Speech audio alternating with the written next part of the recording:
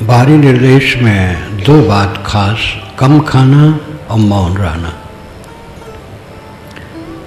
मुझे ज़्यादा बोलना पड़ता है, जो व्यवहार लिए हैं उनको बोलना पड़ेगा, लेकिन साधक साधिकाएं जो आए हैं वो मौन रहें, और जो व्यवहार वाले हैं वही भी कम बोले, कम बोल के काम चलावें। मौन का पालन अच्छी तरह से करना चाहिए। और कम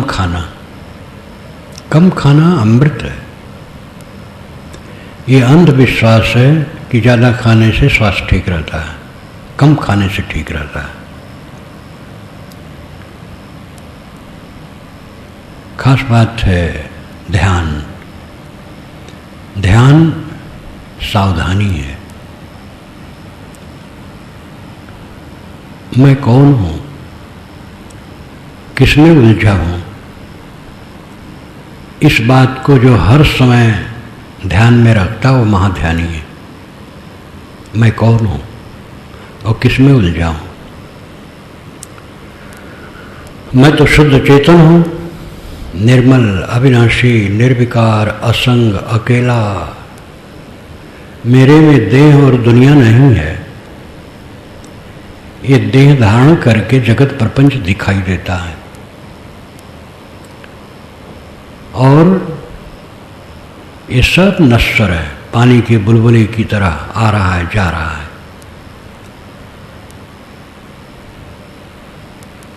मैं शुद्ध बुद्ध चेतन हूँ, अकेला हूँ, असंग हूँ, मेरे में जगत है ही नहीं।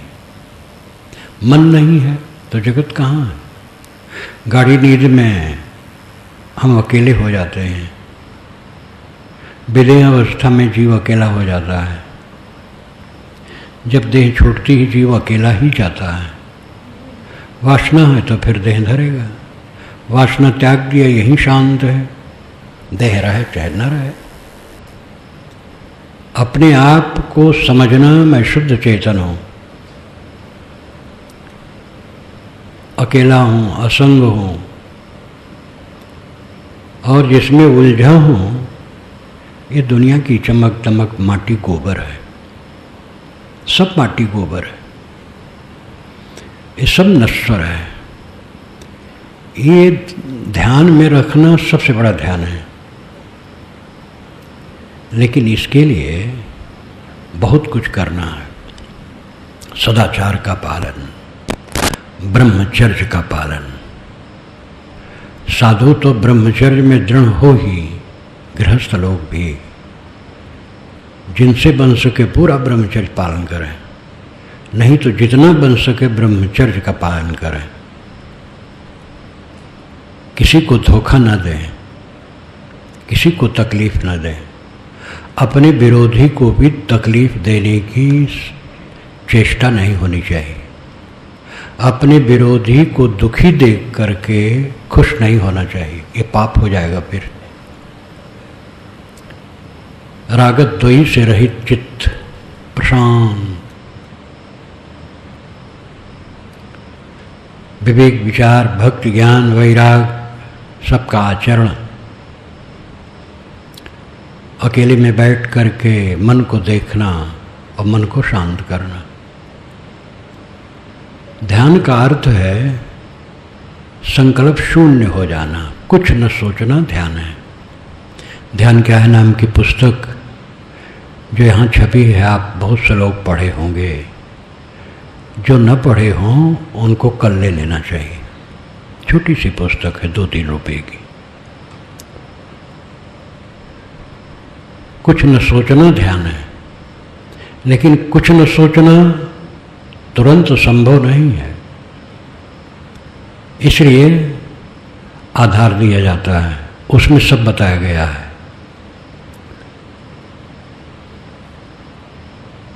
किसी महापुरुष का चित्र मन में ले लिए और उसी में ध्यान लगाते हैं। अगर और सब भूल जाए और जिसमें श्रद्धा है अपनी, उस महापुरुष के चित्र में अपना मन टिक जाए तो बहुत बड़ी उपलब्धि होगी। बंद आँखें करके जो बंद आँखों में दिखाई देता है अंधकार प्रकाश, उसमें मन ठहराना दृष्टि योग है। सांस पर मन ठहराना स्वर योग है। एक बिंदु की कल्पना कर ली, उसमें मन ठहराना बिंदु योग है। तो इस प्रकार ये सब आरंभिक साधनाएं हैं। किसी खूंटे में, अच्छे खूंटे में मन को बांधो, फिर साक्षी भाव, संकल्पों का त्याग। साक्षी का मतलब है देखने वाला। मन को देखो, मन क्या करता है, मन कितना भटका देता है। मन से खबरदार रहो भाई। मन को देखो और मन को वहीं समाप्त करो, शांत करो। निरंतर मन पर सूक्ष्म दृष्टि रखो। मन का साक्षी रहना। नदी के तट पर व्यक्ति बैठा है, नदी की तरंगे आती और जाती हैं, वो देखता है, बहता नहीं है। ऐसे मन को देखो, मन में बहो ना, केवल मन के साक्षी रहो। ये अभ्यास करते करते मन शांत हो जाता है। शांत हो जाने पर भी सावधानी चाहिए। अगर वो दुनिया की हविस करेगा, भोग चाहेगा, ऐश्वर्य चाहेगा, पद चाहेगा, सम्मान चाहेगा, मान बढ़ाई चाहेगा, ये दुनिया की झूठी चमक दमक में मन को लगाएगा तो शांत नहीं हो पाएगा। साधना में काफी चल लेने के बाद अगर फिर से मन ढील हुआ तो फिर वही प्रपंच आ जाएगा। इसलिए बड़ी सावधानी की जरूरत है, एकदम सावधान, निरंतर जागरूक। सावधानी ही साधना है। सब समय जागते रहना। जागत कीजे भोर बटोहिया का सोए, तेरी गठरी में लागे चोर बटोहिया का सोए। मन को देखो, मन के साक्षी रहो। और पहली साधनाएं बताई, किसी महापुरुष के चित्र में मन को रोकना, बंद आँखों में जो अंधकार प्रकाश दिखे उसमें मन रोकना, सांस पर मन रोकना, सांस का ख्याल करना और कुछ नहीं, और उसी में मन रोकना। ये सब अनेक साधनाएं हैं मन को एकाग्र करने के लिए। अंतिम साधना साक्षी भाव है, संकल्पों का त्याग। और ये राजमार्ग है। पारक सिद्धांत, वेदांत दर्शन, सांख्य योग सब इसके समर्थक हैं। मन का साक्षी होना, जो निरंतर निगरानी मन पर रखता है वह मन से पार रहता है। मन से अपने को पार रखो। आज तक हम मन में उलझे उलझे आए हैं। अब आज भी सावधान न रहें तो उलझे रहेंगे। ज्ञान वैराग हो जाने पर भी उलझे रहेंगे। ज्ञान वैराग तो है, लेकिन उत्कट वैराग जिसे कहते हैं, ये सामान्य वैराग से बहुत ऊंचा है। जब कुछ अच्छा न लगे, एक कूड़ा कचड़ा संसार, कुछ अच्छा न लगे, तब उत्कट वैराग्य। उत्कट वैराग्य होने पर तो सब समय समाधि ही है। सोई अखंड समाधि है जहाँ अखंड वैराग, श्री पूर्ण साहब ने कहा, जहाँ अखंड वैराग्य है वहाँ अखंड समाधि। वैराग का मतलब है अनासक्त।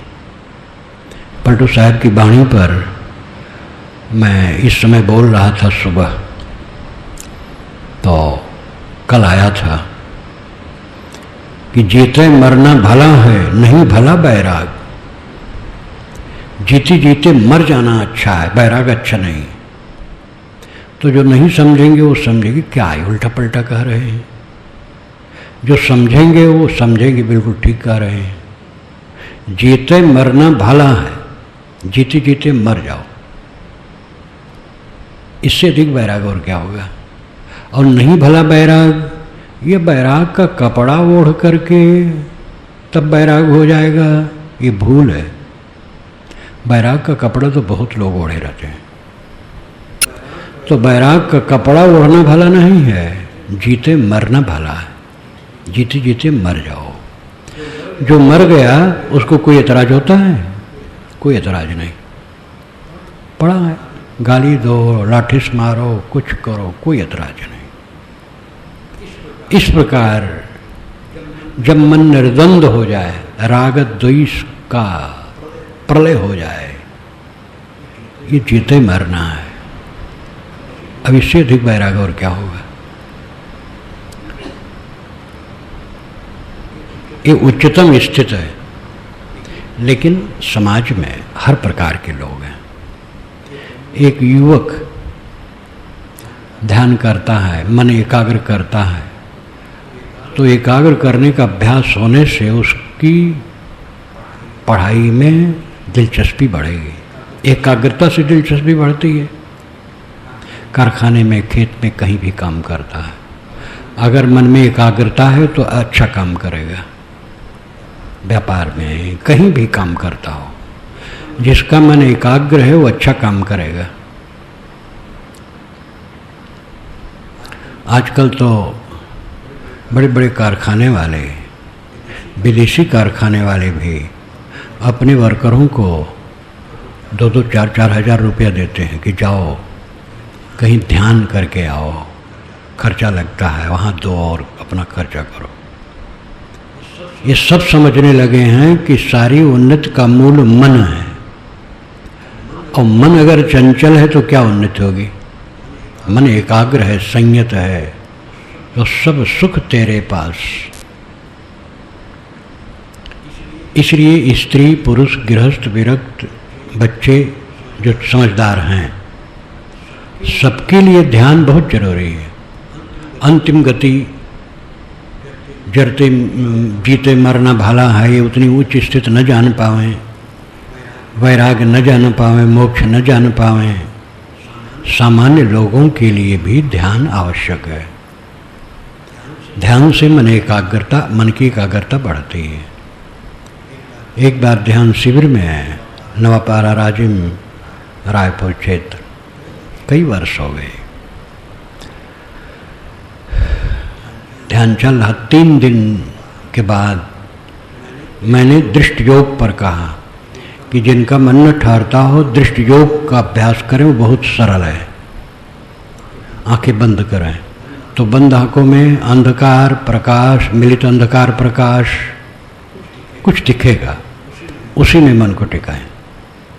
एक बूढ़ा महंत था, दूसरे दिन कहा कि साहब जब से आपने ये कहा है मेरा मन ठहर गया है।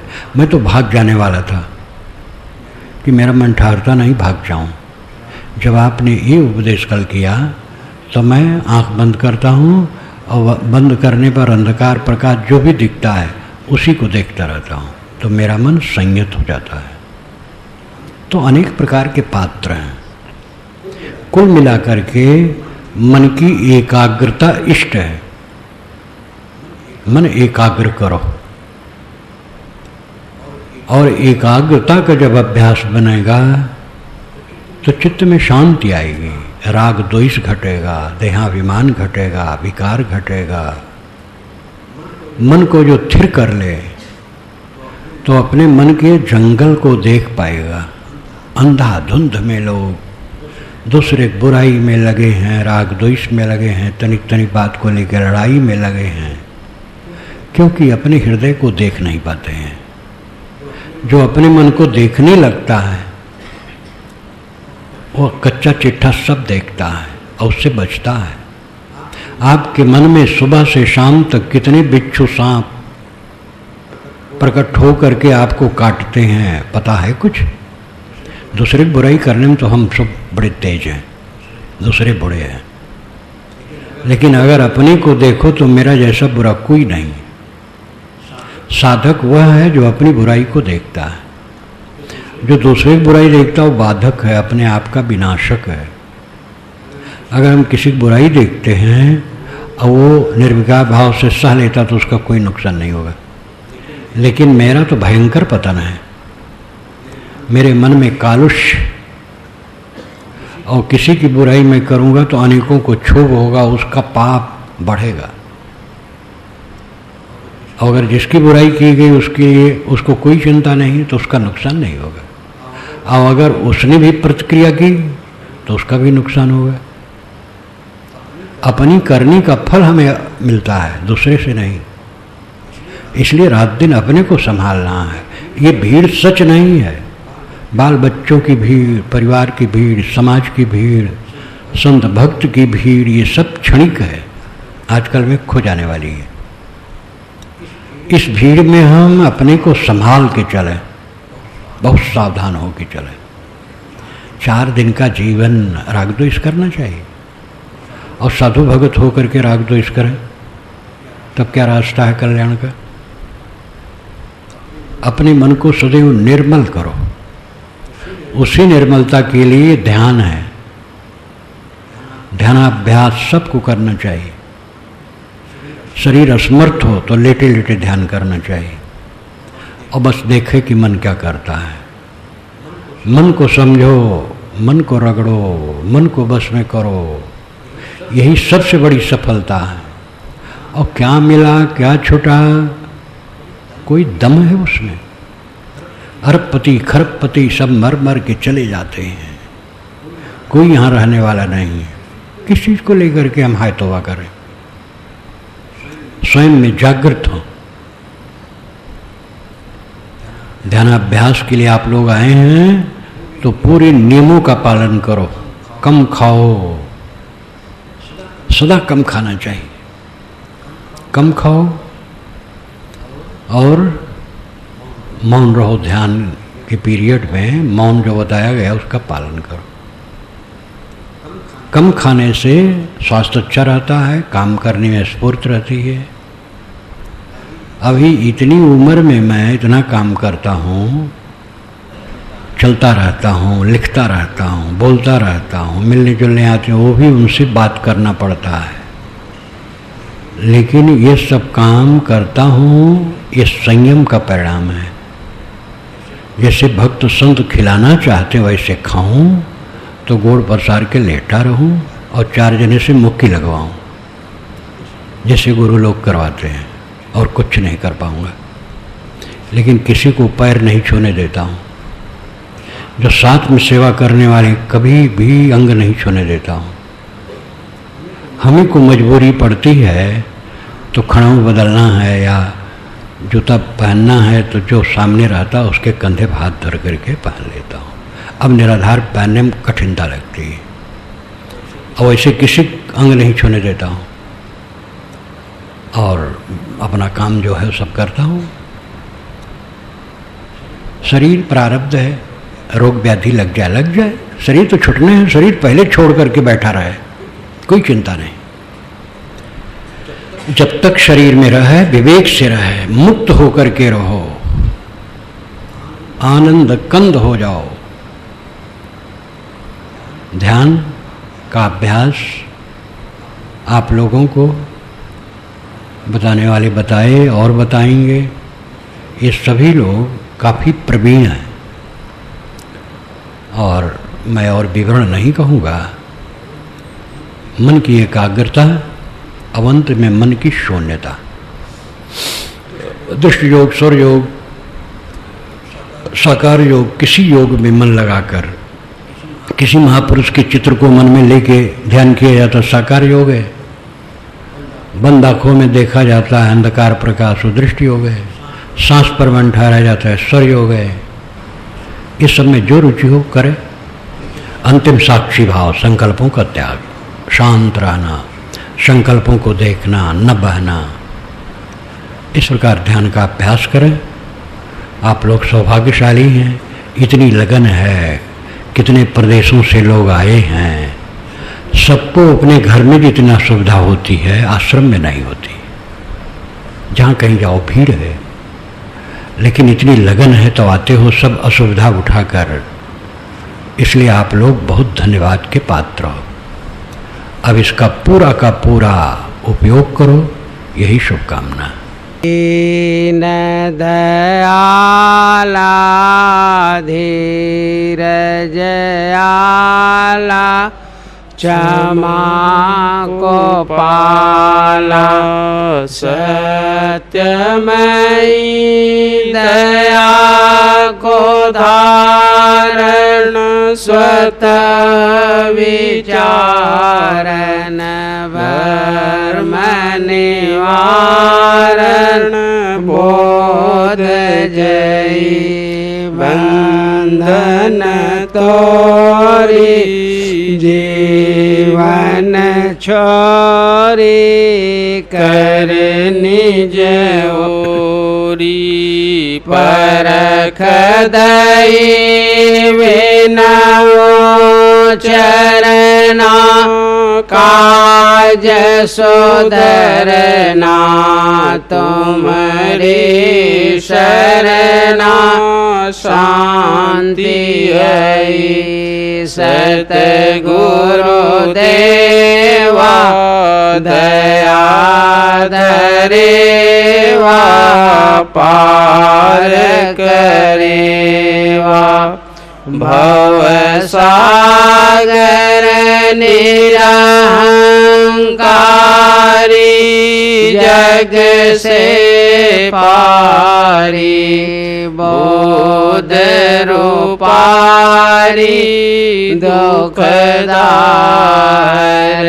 रहित वासना मिटि त्रासना हरऊ शासना गुण आगर त्याग करंता आसन हंता भाषण तंता नैनागर वंदो गुरुवर देव सहज स्वाभाविक ज्ञान निधि करण हार भव छे जहाँ न संशय है भरम दीन कृपा कर ज्ञान जयते सब जालन लखे खाने बानी हरो जान करऊ समन आसक्ति गुरु वंदो सन्मुख पारखी शीश भेंट धरिया वचन उचारा बंदगी सत्य प्रेम के साहिब बंदगी साहिब बंदगी साहिब बंदगी। बोलिए सद्गुरुदेव की जय, संत समाज की जय, भक्त समाज की जय।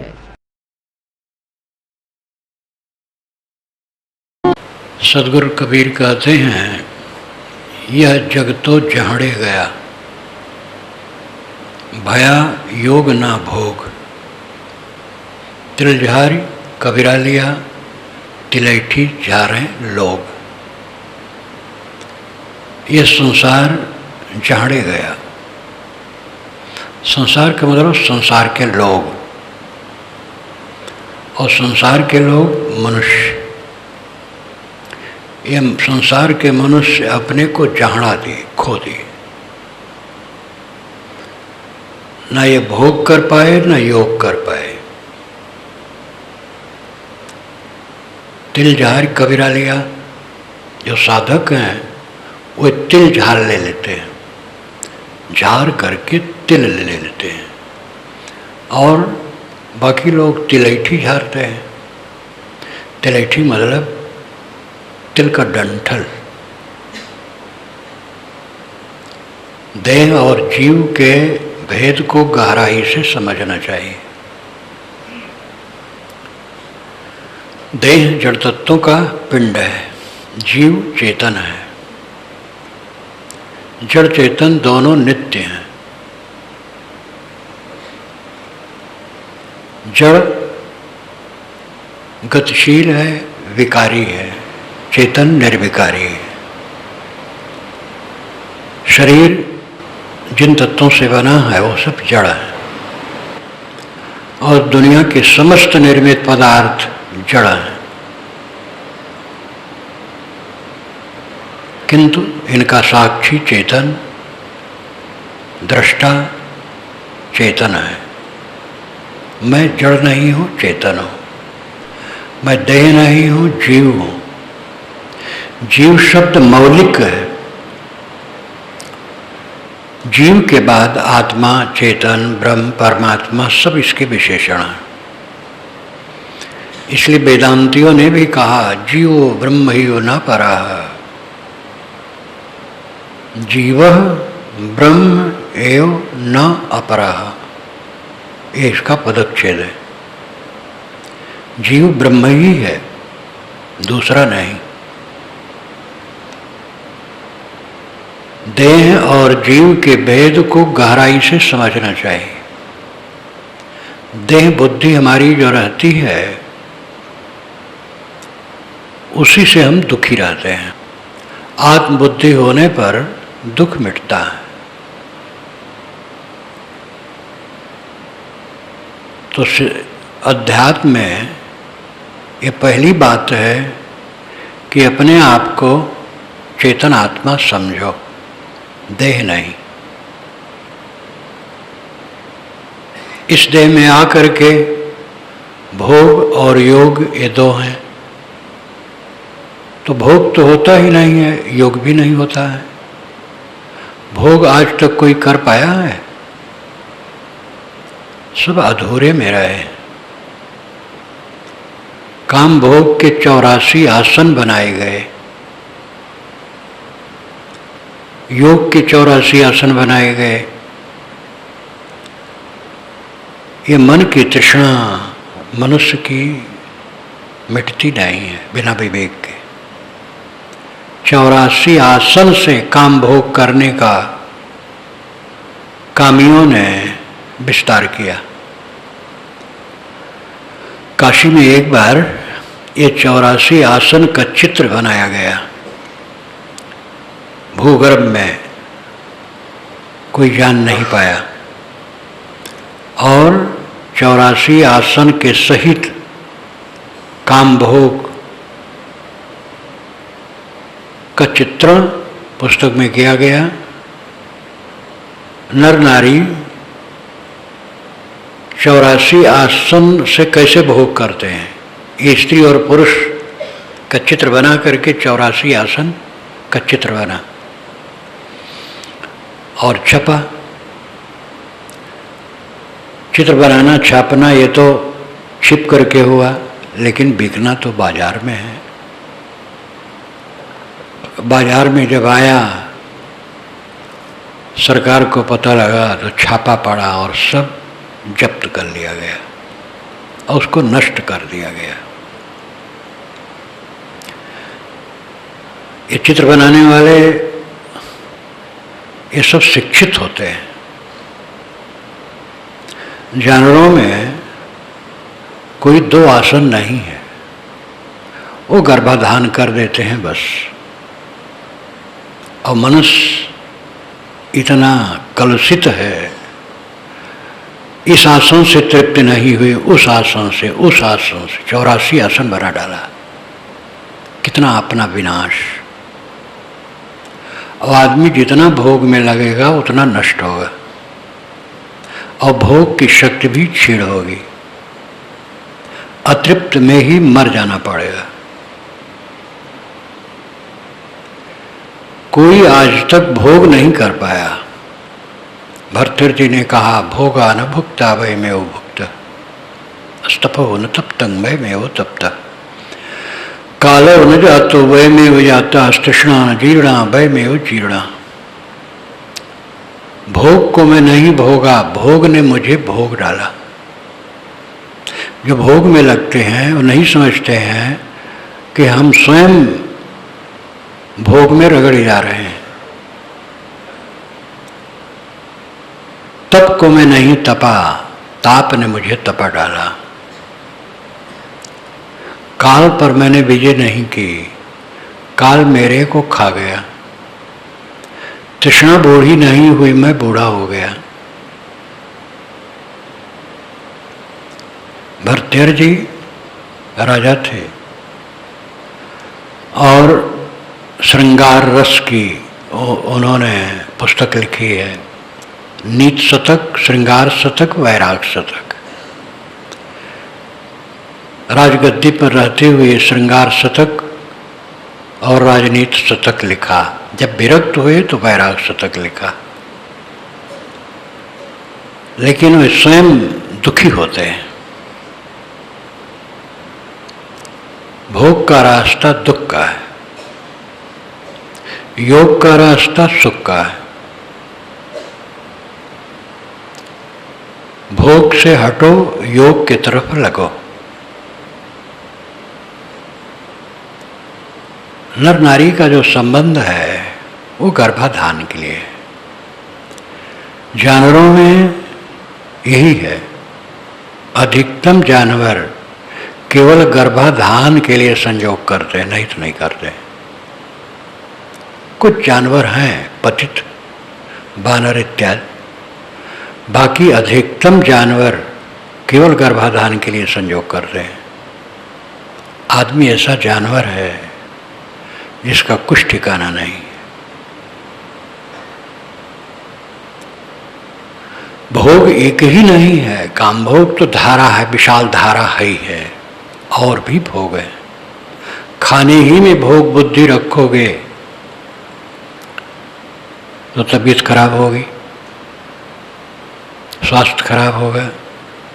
स्वास्थ्य खराब होने के अन्य भी कारण होते हैं, क्योंकि ये तो कणों का जोड़ है। बहुत संयम रखते हुए भी इसमें परिवर्तन आएगा, लेकिन अधिकतम तकलीफ अधिक खाने से होता है।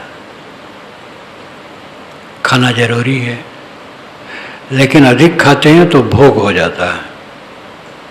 देखना जरूरी है, लेकिन देखने में राग है तो भोग हो जाता है। राग के बाद द्वेष आता है।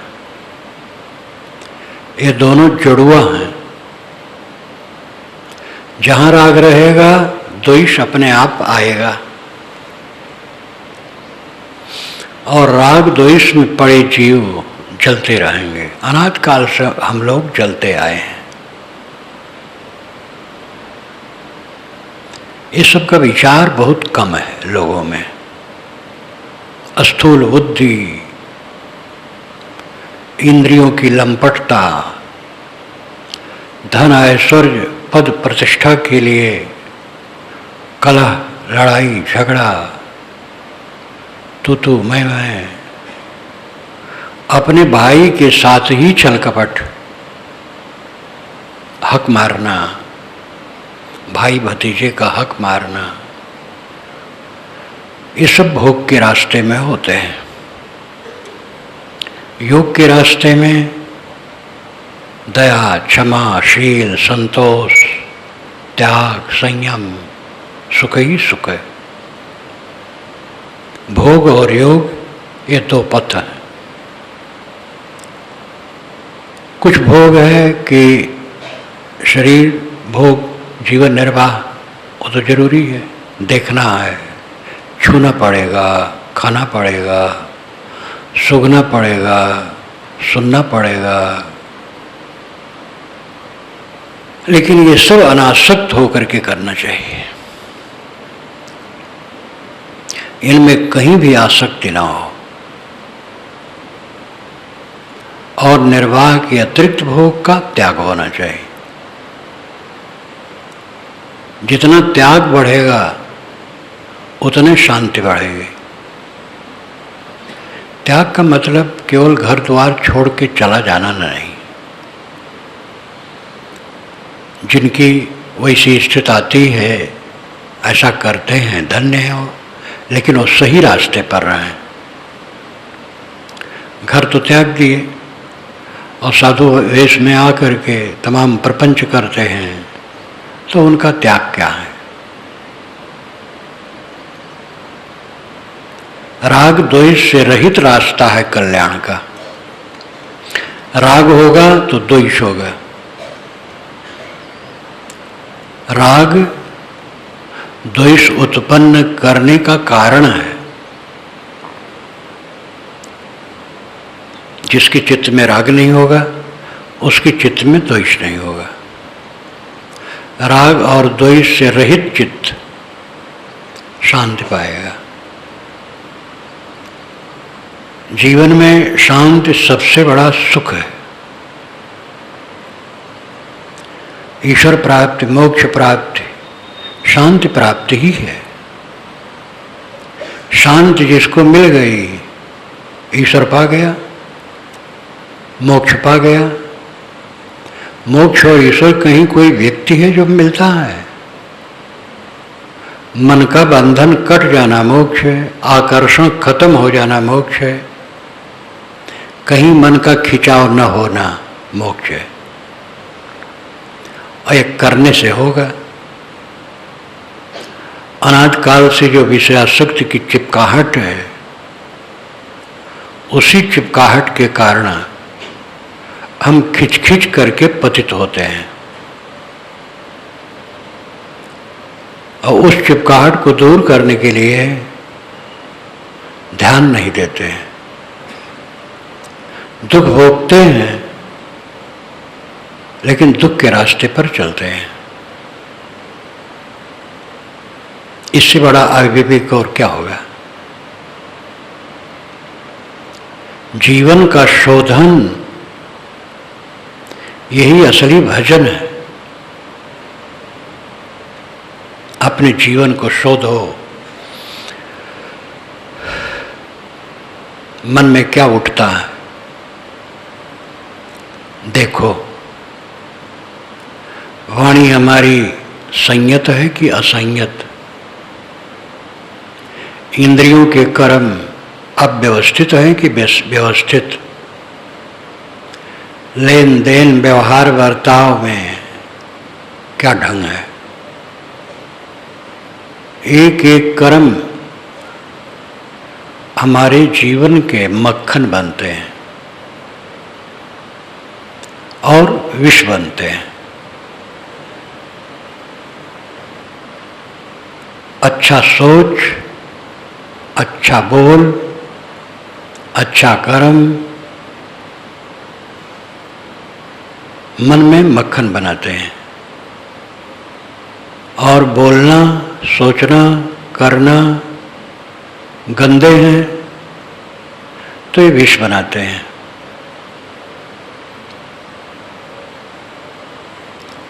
बड़ी बड़ी सभाओं में भगवान की महिमा, अवतार की महिमा, गुरु की महिमा, देवता की महिमा, तीर्थ व्रत की महिमा बहुत बखानी जाती है। जो जीवन की खास बात है उस पर चर्चा कम है। गुरु तो सामने है, गुरु के बिना तो किसी का निस्तार नहीं। ईश्वर परमात्मा परोक्ष कल्पना है। ईश्वर परमात्मा कहीं बाहर से नहीं मिलता। ईश्वर परमात्मा सबका आत्मा है। देवी देवता काल्पनिक हैं, तीर्थ व्रत काल्पनिक हैं। इनमें लगे हुए लोग कुछ न कुछ अच्छा काम करते हैं, अच्छा है। असली बात तो है मैं कौन हूं और क्या कर रहा हूं, मेरे मन की दशा क्या है, मेरे कर्मों की दशा क्या है, मेरी वाणी की दशा क्या है, मेरे जीवन का व्यवहार क्या है। इन बातों पर विश्लेषण करना ये असली भजन है। हम स्वयं अपने जीवन में कांटे बोते हैं और फूल बोते हैं। दूसरा व्यक्ति हमारे जीवन में कांटे और फूल नहीं बो सकता है। हाँ, वो राय दे सकता है। खराब स्वभाव वाले ऐसी बात करेंगे कि हम प्रभावित होकर के खराब काम में लग सकते हैं। अच्छे लोग अच्छी राय दे करके हमें अच्छे मार्ग में लगा सकते हैं। उनकी बातों से हम अच्छे मार्ग में लग सकते हैं। संगत का प्रभाव होता है। लेकिन मुख्य बात तो है हमारा अपना। गलत लोगों ने हमारे पास आके कुछ कहा, हम सावधान हैं तो उससे प्रभावित नहीं होंगे। अच्छे लोगों ने कुछ अच्छा कहा तो उसको हम ग्रहण करेंगे। पूरी जिम्मेदारी हमारी अपनी है। हमें अपने को संभालना है। कमाना खाना जगत का धंधा है, ये मजबूरी है। कमाना पड़ेगा क्योंकि खाना है। खाना एक लाक्षणिक है। एक सज्जन एक मकान का किराया पर तय करने के लिए गए तो ऊंचे स्तर का जो कहलाता है मकान, 3-4 कमरे,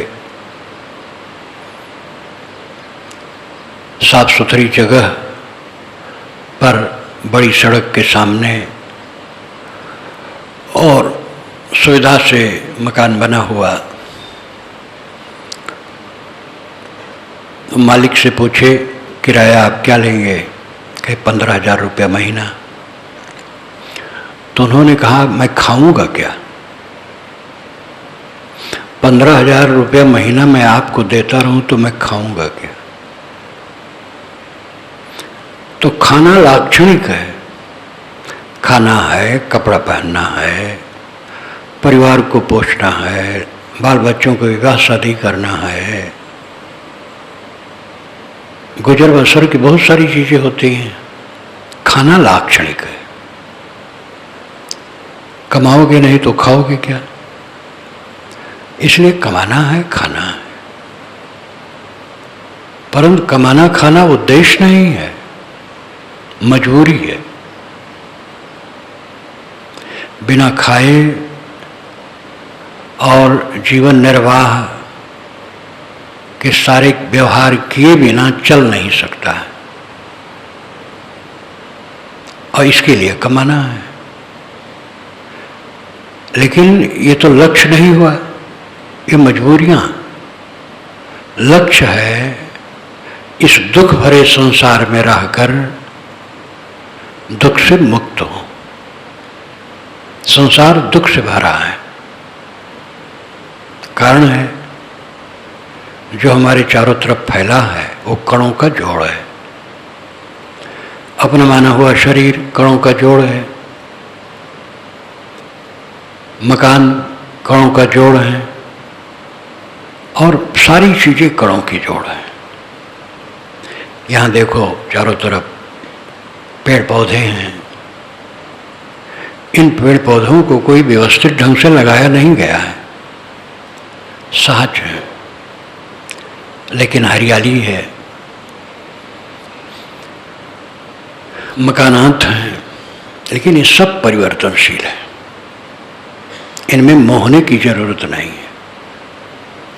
इनका हमारा संबंध नित्य नहीं है, स्थिर नहीं है, क्षणिक है। बड़े बड़े ऐश्वर्यवानों का ऐश्वर्य पानी की धारा की तरह बह जाते हैं। इस समय तो मुझे अटल जी की याद आ जाती है। अटल जी वर्षों प्रधानमंत्री थे, जहाँ चलते थे कमांडो आगे पीछे, गहमा गहमी। अब वह कमरे में अकेले अवसाद से ग्रस्त पड़े हैं। जब कोई जाता है ताकते रहते हैं, बोल नहीं पाते, कुछ पहचान नहीं पाते। जो वहाँ निकट गए आए उन्होंने मुझसे कहा, कुछ जान नहीं पाते, असमर्थ होके पड़े हैं। लाओत्से ने यही तो कहा है, अकिंचनता, असमर्थता और अकेलापन में सबको पहुंचना है। हमारे चाहे जितने साथी हों, हमारे पास चाहे जितना ऐश्वर्य हो,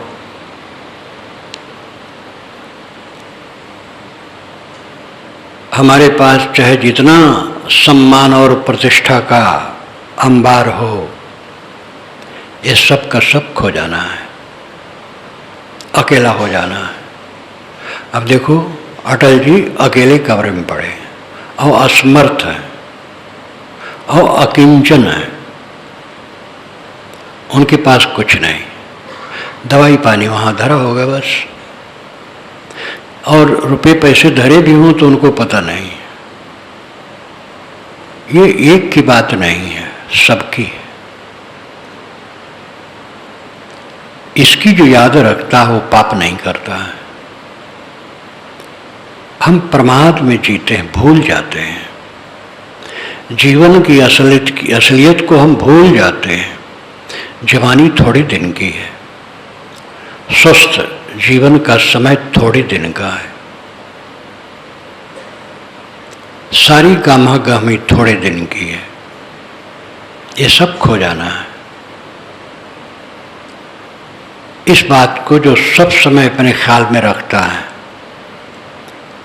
वो पाप से बचता है, भोग से बचता है। भोग चित्त सहित इंद्रियों का विषयों में जुड़ना भोग कहलाता है। चित्त सहित इंद्रियों का विषयों में जुड़ना भोग कहलाता है।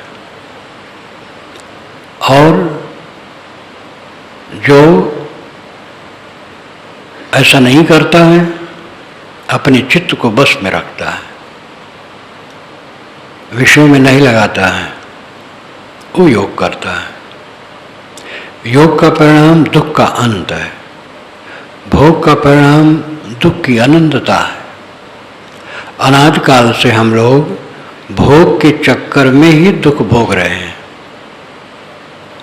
जुड़ जुड़ करके दुख भोग रहे हैं, चिपक चिपक करके दुख भोग रहे हैं। कल्याण का रास्ता है हटना, चिपकना नहीं, हटना। हम अस्वाभाविक काम करते हैं, जो रहने वाला नहीं है उसको अपना मानते हैं, और रहने वाला कुछ नहीं है। जीव के साथ जीव है और कुछ नहीं। ये बात सब समझते भी हैं, लेकिन वो समझना क्षणिक होता है। हमारा समझना निरंतर हो। मौत सबके पीछे है, सब जानते हैं, लेकिन कितने क्षण तक याद करते हैं। जब हर क्षण मौत की याद हो तो आदमी पाप नहीं करेगा, बंधन नहीं करेगा। ये कैसे संभव है? जब इस पर चिंतन मनन की गहराई हो, ऐसी संगत की जाए, ऐसे ज्ञान के ग्रंथ पढ़े जाएं, ऐसे प्रवचन सुने जाएं, ऐसे विचार किए जाएं, और इनके विरोधी जो अंश हैं उनका त्याग हो, तो अपने आप जीवन में बदलाव होता चला जाएगा।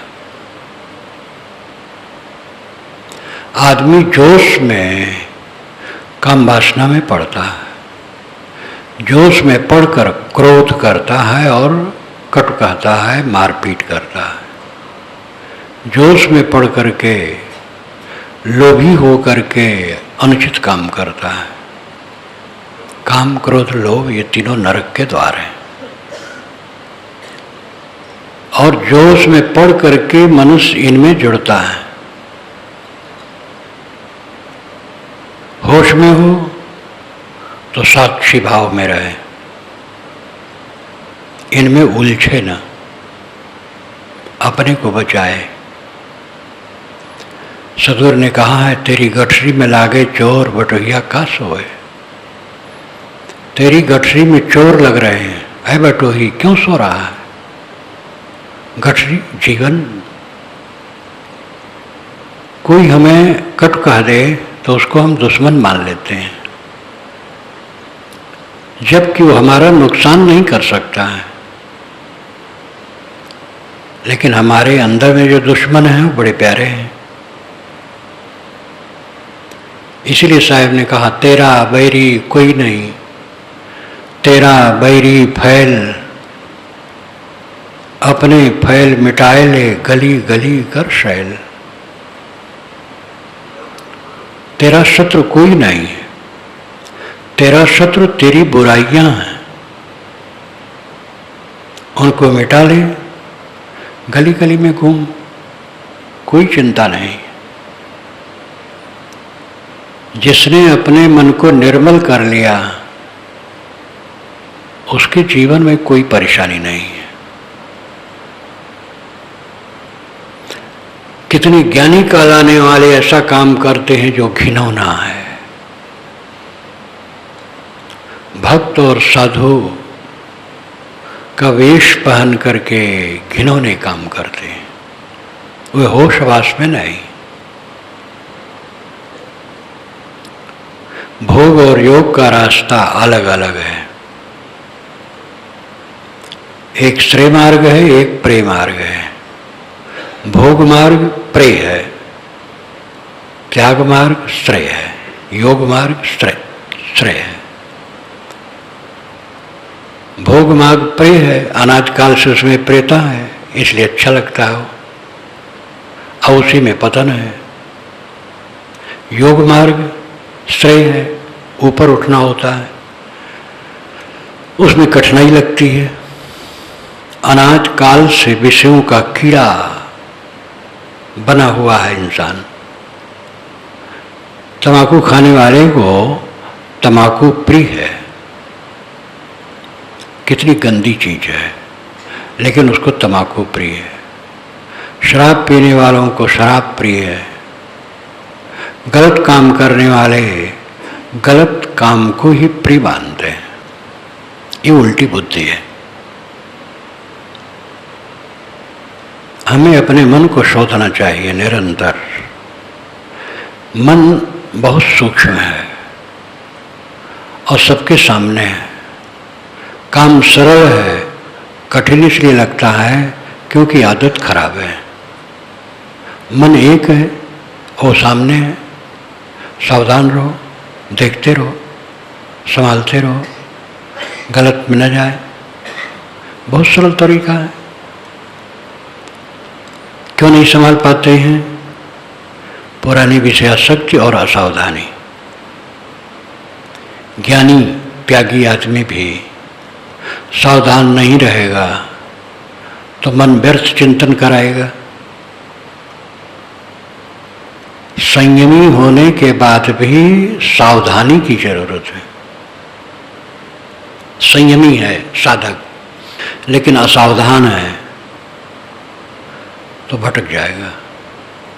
सोचेगा कुछ और मन पहुंच जाएगा कहीं। इसलिए निरंतर जागरूकता की जरूरत है। साहिब की साखी, फहम आगे, फहम पीछे, फहम दाहिने डेरी, फहम पर जो फहम करे सो फहम है मेरी। आगे पीछे बाएं दाएं सब तरफ फहम। फहम का मतलब समझ, ज्ञान। इसका लाक्षणिक अर्थ है सावधानी। दाएं बाएं आगे पीछे सब समय सावधान। पूर्ण सावधानी ही साधना है।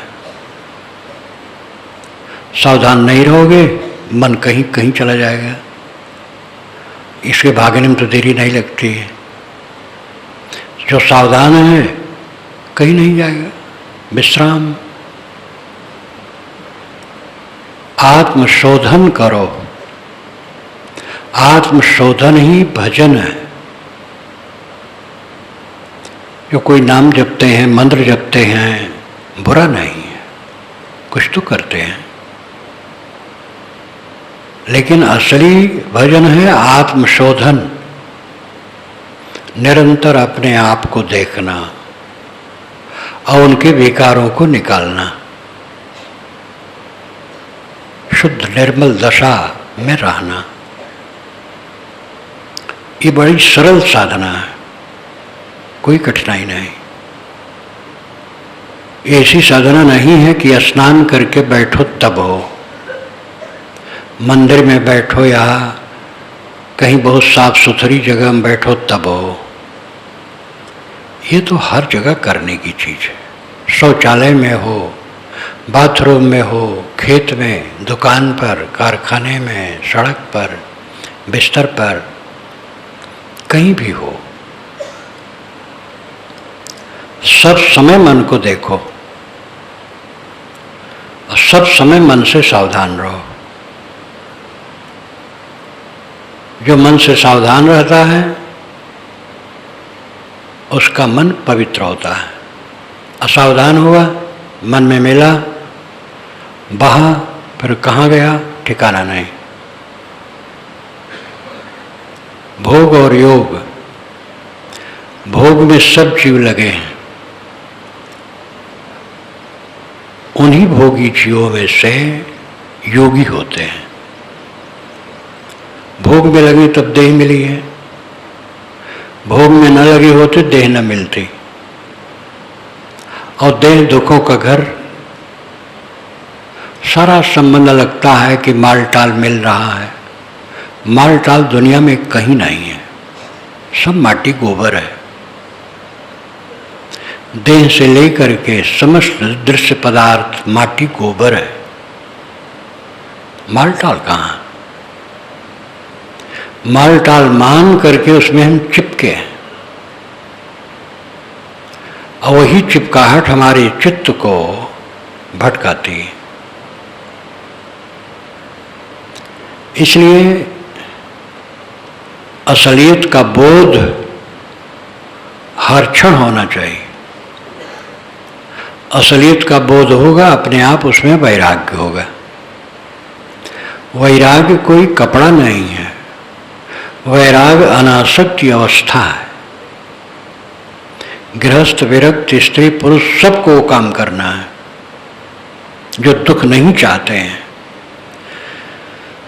स्थिर सुख और शांति चाहते हैं। और ये सब चाहते हैं लेकिन सूझ नहीं है। इसके लिए संसार की असलियत को देखना जरूरी है। संसार की असलियत को देखा जाए तो ये दुख से भरा है। दुखालयम अशाश्वतम, ये गीता में कहा गया। दुख का घर है संसार और अशाश्वत है, नाशवान है।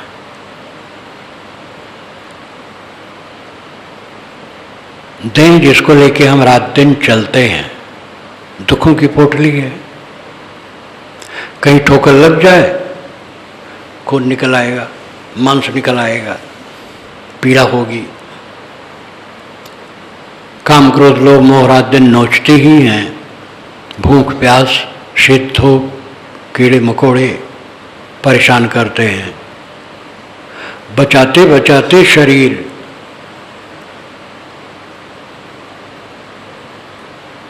दुख से भरा रहता है।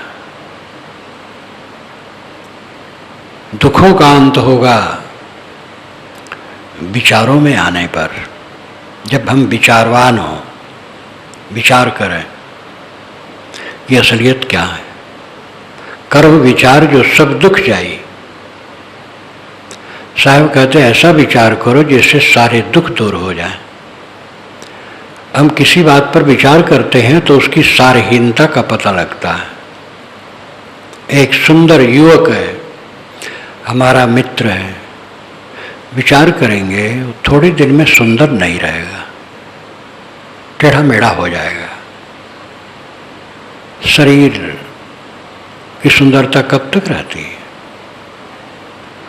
उसका मन हमारे लिए प्रेम करता है, प्रेम बदल सकता है। और जीवन भर प्रेम रहा है तो क्या मिलेगा मुझे? जहाँ जहाँ हमारे मन में मोह पैदा होता है वो हमारा भटकाव है। सबके साथ सुंदर बर्ताव करना है बस। प्रिय हैं अप्रिय हैं जो भी हैं, जो सामने हैं उनके साथ बर्ताव करना है, अच्छा बर्ताव करना है। हमें कोई बुरा कहता है इससे हमारा बंधन नहीं होता है, लेकिन अगर हमारा विचार बुरा है, वाणी बुरी है, कर्म बुरे हैं तो हमें बंधन होंगे और दुख होगा। इसलिए साधक को तो ये परवाह भी नहीं करनी चाहिए कि हमें लोग क्या कहते हैं। वो तो बल्कि कह देता और कहें, हमें सब बुरा कहें यही मत चाहिए, उसकी चिंता नहीं होती उसे। वो किसी को बुरा कहने के चक्कर में नहीं पड़ता है, वो अपना काम करता है।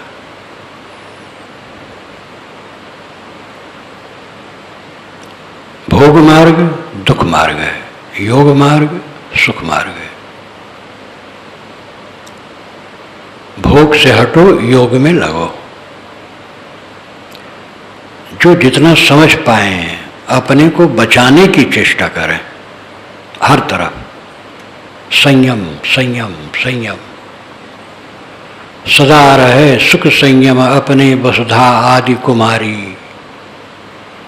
वसुधा तो आदि कुमारी है, शुरू से ही कुंवारी है, इस पर कोई कब्जा नहीं कर पाया। लगा हम कब्जा कर लिए, लेकिन कुछ ही दिन में मेरा शरीर उसी जमीन के कब्जे में चला जाता है। ये वसुधा सदा से कुंवारी है, कुंवारी रहेगी। इसको बस में करने के चक्कर में न पड़ो। जो भोग द्वारा सुख चाहता वो पागल है। भोग से हटो, योग में लगो। योग अपने को समेट लेना है, अपना निग्रह। योग जोड़ने को कहते हैं और योग वियोग को कहते हैं।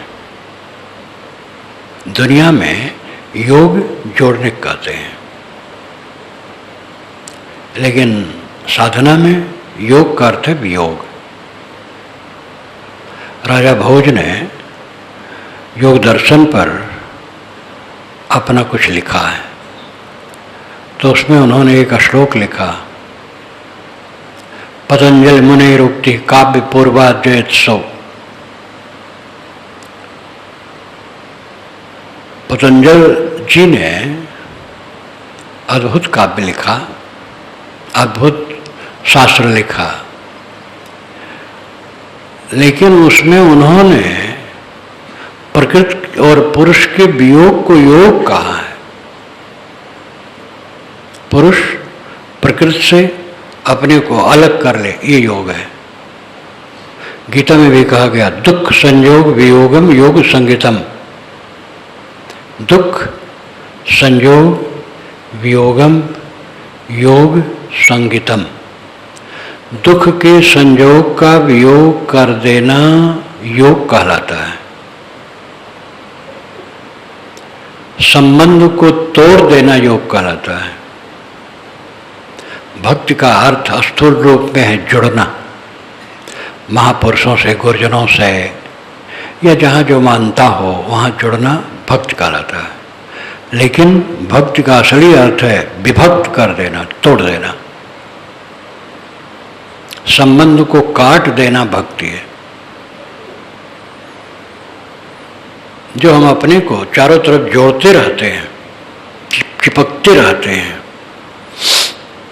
वो हमारे बंधन का कारण बनता है। चाहे जितना मोहक दृश्य हो, रहेगा नहीं। चाहे जितनी उपलब्धियां हो, खो जाएंगी।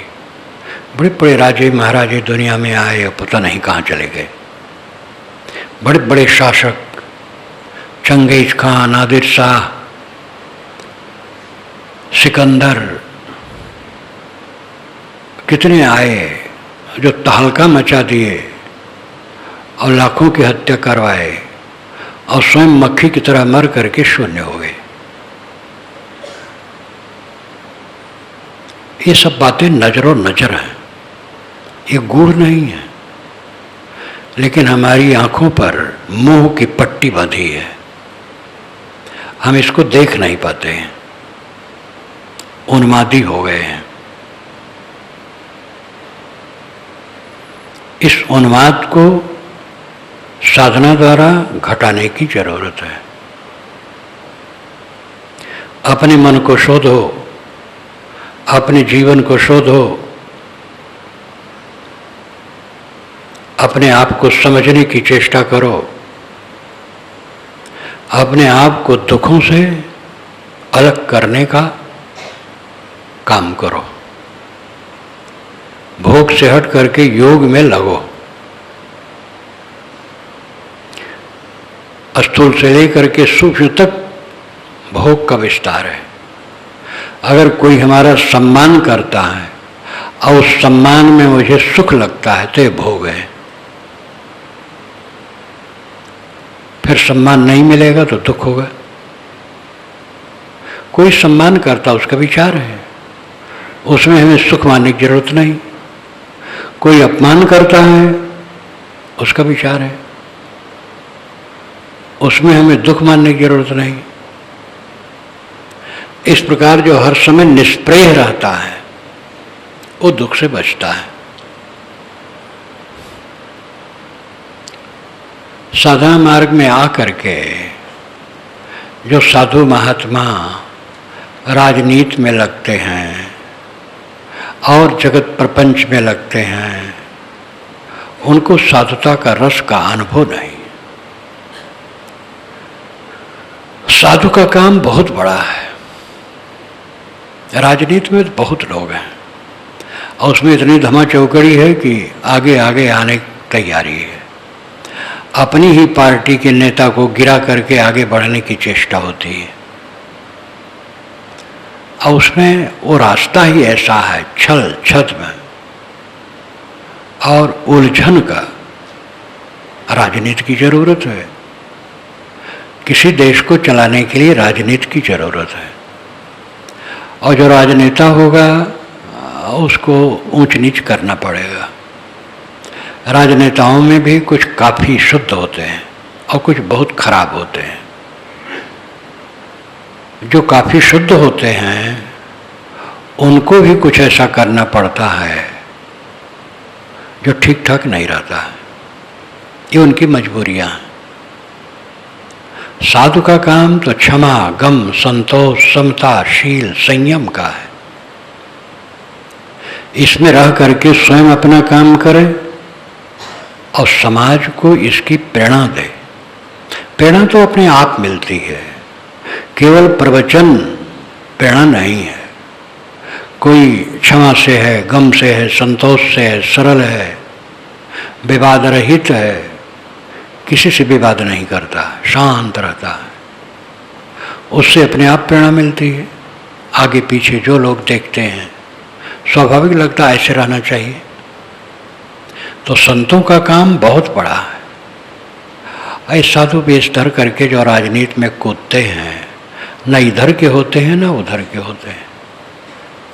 आप लोग भी देखते होंगे, मेरा अपना अनुभव है इतने दिन का, जब से भारत आज़ाद हुआ,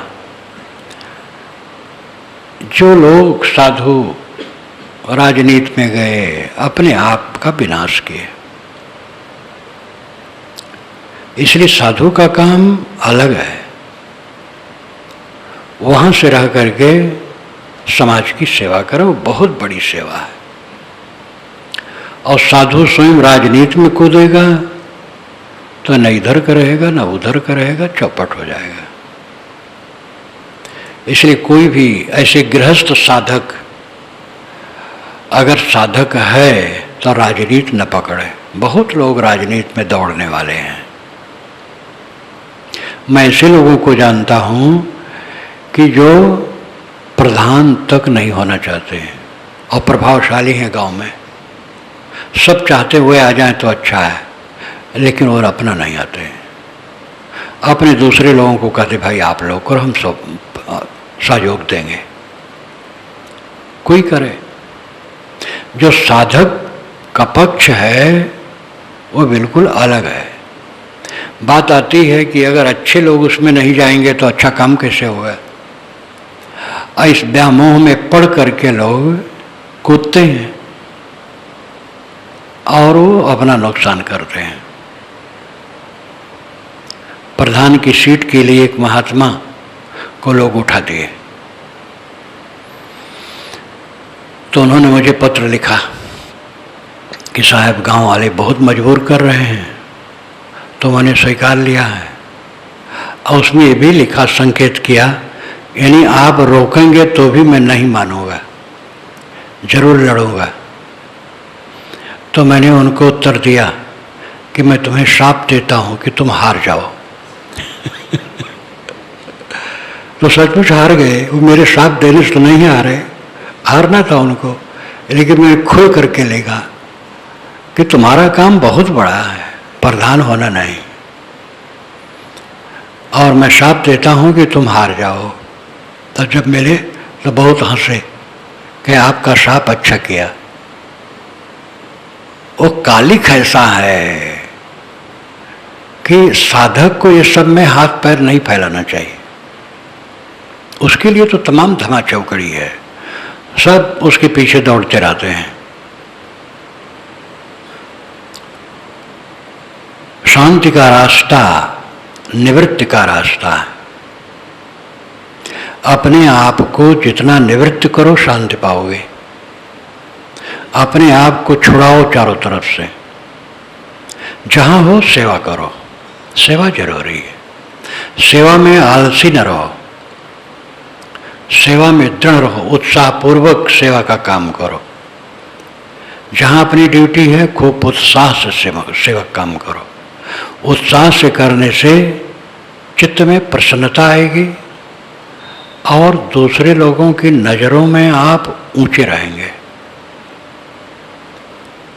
और जो ज्ञान और वैराग और साधना के बहाने आलसी है, जो उसका कर्तव्य कर्म है वो ठीक से नहीं करता है, ज्ञान वैराग उसमें क्या होगा? चित्त ही शुद्ध नहीं रहेगा।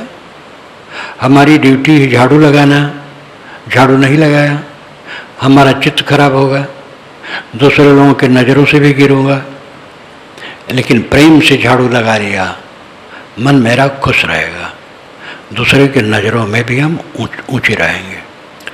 इसलिए सेवा के काम में ढील होना कोई संत नहीं कहता है, ऋषि मुनि नहीं कहते हैं।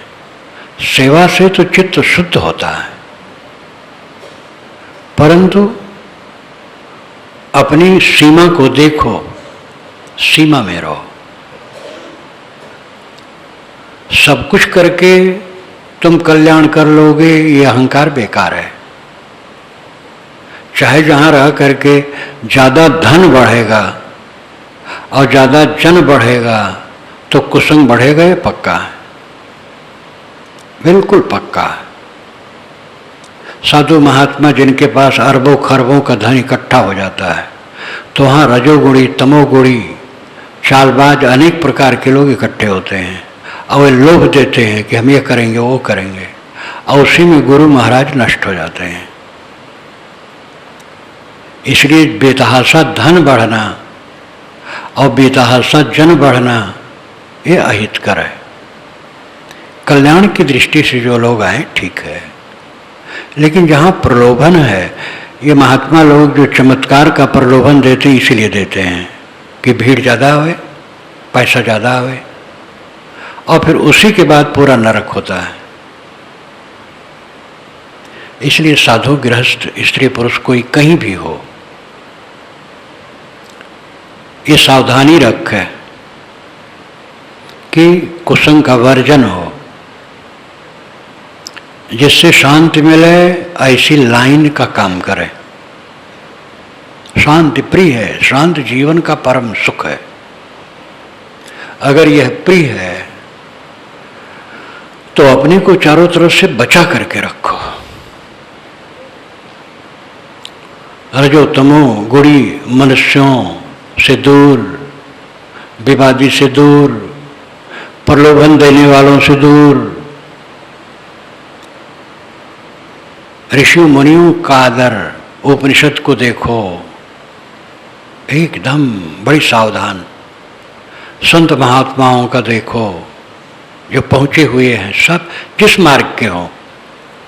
कोई एक वैष्णव हो, श्री राम को ही कुल मानता है, मूर्ति पूजता है, लेकिन उसमें भी ऐसे संत होते हैं जो दुनिया से निष्काम होते हैं। रास्ता उनका वो है, वो अलग बात है, स्थूल बुद्धि है, लेकिन अगर वो सच्चे दिल के हैं तो दुनिया के प्रलोभन से दूर रहते हैं। इसलिए एक ही मार्ग में, एक ही संप्रदाय में अच्छे संत होते हैं, ऐसी बात नहीं है। अच्छे संत कहीं हो सकते हैं, जो विवाद रहित, कलह रहित, प्रलोभन रहित, चमक दमक रहित, और जो मानते हैं उसके भजन में डूबे रहते हैं। तो हम और आपको योग मार्ग में लगना चाहिए, भोग मार्ग से हटना चाहिए। भोग है इंद्रियों और मन के संयोग से पदार्थों में रागात्मक दृष्टि लेकर के जुड़ना। जब तक जीवन है, व्यवहार करना है इंद्रियों का सब समय अनासक्त। शांति इसी से में, योग से शांति मिलेगा, भोग से नहीं। जनाद काल से जीव भोगी है, उसको त्याग करके योग मार्ग में सब लगो। अहम शुद्ध चैतन्य ज्ञान स्वरूपम अजरामराहम अखंडम अनूपम अहम शुद्ध चैतन्य ज्ञान स्वरूपम अजरामराहम अखंडम अनूपम अहम शुद्ध चैतन्य ज्ञान स्वरूपम अजरामराहम अखंडम अनूपम अहम शुद्ध चैतन्य ज्ञान स्वरूपम